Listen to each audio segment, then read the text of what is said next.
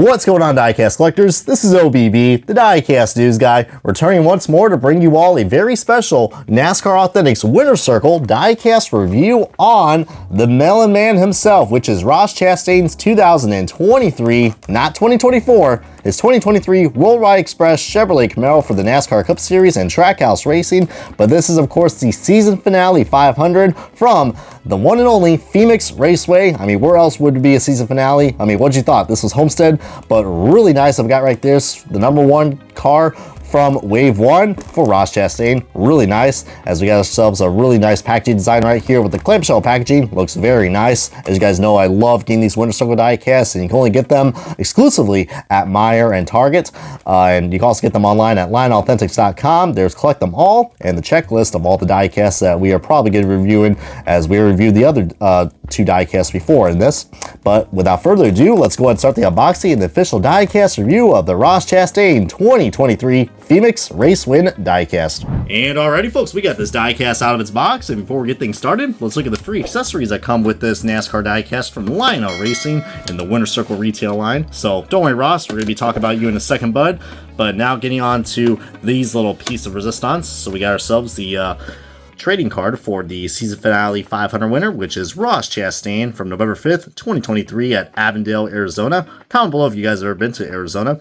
And we got the Worldwide Express car in the background with Ross Chastain holding up the two deuces, because heck, he was able to get the two W's. So we'll make it one more and it would actually be a whole W on his hand. So but coming into the back right here, we got the trading card and all the stats if you guys want to read that. And anybody who has been familiar with the 124 scale diecast review, courtesy of my good buddy Bushwhacker Reviews, you're going to know that this is pretty much an exact replica of it. Now getting onto the diecast base, pretty nice. We got Ross the Boss right here, and you guys are probably wondering how I'm able to get these stands out, because I know these things have these pesky little triangular screws, and all I can say is I don't really have the time in the world to showcase this. So kind of like what I've said about how I unpackaged the Mini GT and Greenlight diecast, I want you guys to actually check out a YouTube Shorts video that I did to showcase you guys how to get this out, and who knows, you might actually be surprised. So go ahead and check that out. And again, if you guys haven't already, subscribe, because we are now getting on to the best part of the diecast, which is, of course, the diecast view, as we do got to go low for a second. So I don't know, what's that one song that goes, hey, Shawty, you got low? Well, and anyways, I'm definitely showing my millennial self right now, so you can definitely tell I'm going to have a really fun time doing this diecast review, because I literally just pointed out that kind of slander. But anyways, guys, getting back onto the actual diecast itself, which is the Ross Chastain Worldwide Express car, the Phoenix Race Win, and this one is really nice. So anybody who is very familiar with the Worldwide Express racing car, you are really going to love this one right here, as my camera definitely is loving it too. I mean, man, look at all that overexposure, man, but really, really nice good detail that we got right here for the Ross Chastain Worldwide Express car. And yeah, this one does look pretty nice. You can also see it does have that, if you look pretty closely, that the outline of the number one actually has that nice little foil finish to it. So I think that's pretty nice. I'm so glad that we have that now, guys. I mean, think about it. For $8, you're getting yourselves a feature that usually costs you like $12 or $13. So if you guys really have not found any foil number diecasts, the Winter Circle Wave 1 diecasts pretty much are the way to go, because I think the Cole Custer one is just like that too. And if everybody who's new, check out the Cole Custer review, because heck, that one has a nice little shiny number on it. And I know we're going to be getting some more in soon with Wave 2 and Wave 3. But yeah, anybody who was at this race, you guys know that, of course, usually how things go at this Phoenix race, whoever is the winner of this race usually wins the Cup Championship. That wasn't the case with this one. Ross Chastain, as we're looking onto the fine details right here, as I think we're going to get a nice little closer look on this. So a nice little zoom in for you guys to showcase the fine details. Just a lot of rubber buildup, lots of great dirt and detail for diecast that is marketed as a toy, but still is really cool. But y'all see that this does have the imprinted Goodyear Eagle tires with the 75th anniversary logo of NASCAR. This is the only race that they had this detail in, and I think the Cole Custer one has it too. And I know the Kevin Harvick car wasn't released, but I believe the Kevin Harvick 164 Last Ride car also had this feature as well. So comment below if you guys actually like the custom tires. But otherwise, you guys are going to act like a damn jockey, am I right? But but anybody who's familiar with this Worldwide Express card, you're going to pretty much, everything looks pretty much the same. but there's gonna be some minor differences. The only thing I got to gripe about this car is that you still got like this weird dark outline that's around some of the decals. Like you see where that rose is. I didn't even know there's a rose on this car, but yeah, my camera doesn't even want to focus in on that stuff. But but there's another dark outline right there. I'm only saying that because on the 124 scale diecast, it's not really there. I know people will be like, well, it's a 164 scale, but I don't really like seeing those types of. I don't know why that's the case. Maybe it has something to do with like how they print these decals on, because we know these are decals.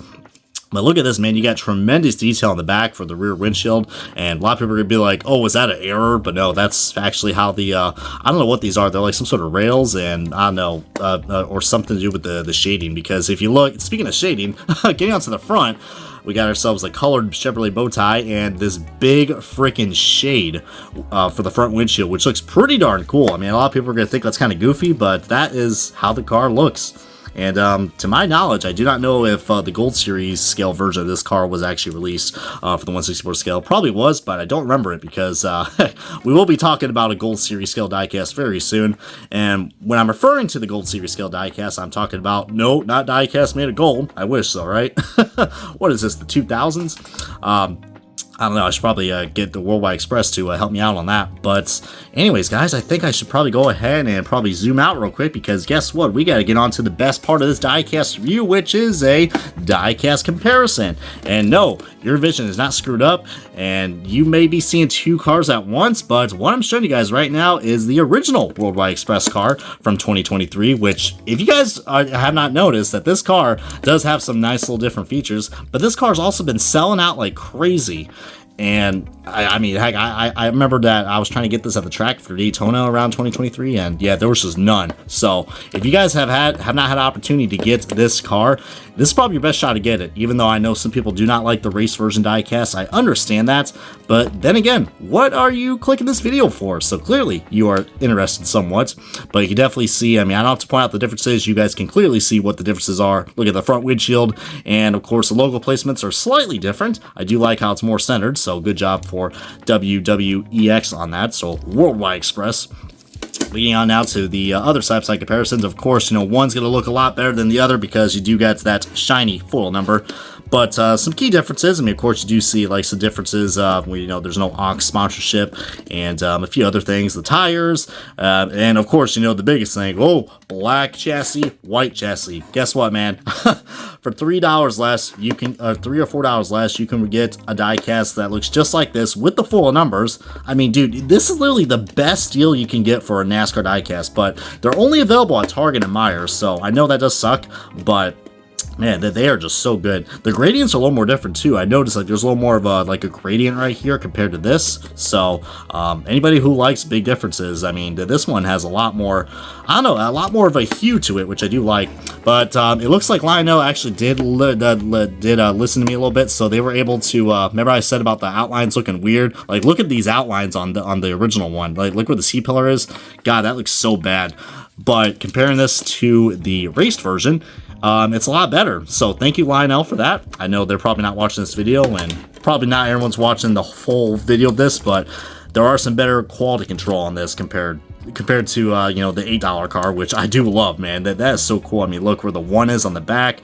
The black spoiler is probably something I only like about this car, but a much better quality product overall. And heck, hopefully you guys can get this at your Target and Meijer's. I know this one may look a little underlooked compared to some of the others, since, you know, it's not really a champion diecast, but still is pretty cool. But anyways, I hope you guys enjoyed this diecast review of the boss man himself, or the Melon Man, Ross Chastain, and his 2023 Worldwide Express Chevrolet Camaro for the NASCAR Cup Series and Trackhouse Racing. This was the Phoenix race to win. So, comment, like, subscribe. This has been OBB, the Diecast News Guy, and I guess I'm going to worldwide my way on to the next Diecast review.